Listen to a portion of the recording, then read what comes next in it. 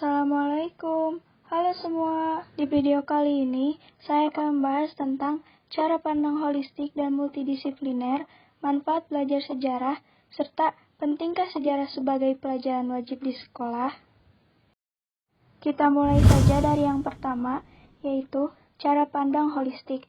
Pengertian holistik dalam sejarah berarti menggali informasi sejarah di masa lampau dengan konsep menyeluruh, seperti mengeksplorasi makna dan alasan dari dimensi spiritual, literatur, arkeologi, geologi filsafat, linguistik, penyebaran mitos, dan praktek kuno.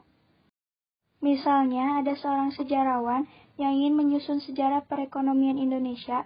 Hal yang dilakukan dengan konsep holistik, di mana sejarawan harus melakukan pendekatan dengan mendatangi perpustakaan, museum, ataupun mendatangi menteri-menteri perekonomian yang dulu.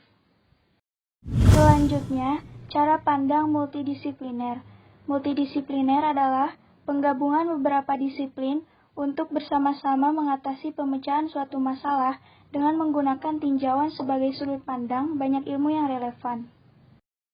Contoh kajian pertama dilakukan dalam penelitian kelompok seperti proyek, di dalamnya masing-masing ilmu akan memisahkan diri sesudah tugas akhir selesai dilakukan. Sedangkan kajian kedua berada dalam ikatan disiplin tertentu seperti kajian budaya. Apa sih manfaat sejarah? Yuk kita simak. Manfaat sejarah bukan hanya sebagai sarana edukasi saja, tetapi sebagai sarana inspirasi, rekreasi, profesi, dan lainnya. Manfaat sejarah sebagai sarana edukasi. Sejarah digunakan sebagai media pembelajaran. Kita pun bisa mempelajari sejarah, belajar mengenai tokoh dan peristiwa bersejarah yang telah terjadi di masa lampau. Manfaat sejarah sebagai sumber inspirasi.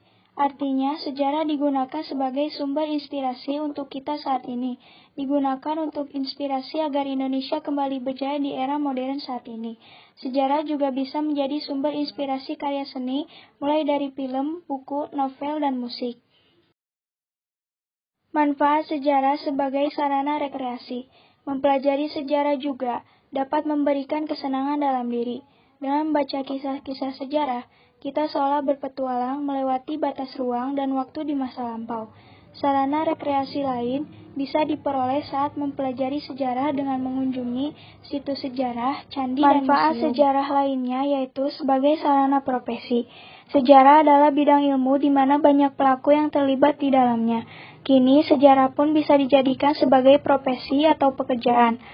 Orang yang mempelajari tentang sejarah disebut dengan sejarawan. Sementara, profesi lain seperti arkeolog, guru sejarah, penulis sejarah, dan peneliti juga dikategorikan pada keprofesian yang berhubungan dengan sejarah.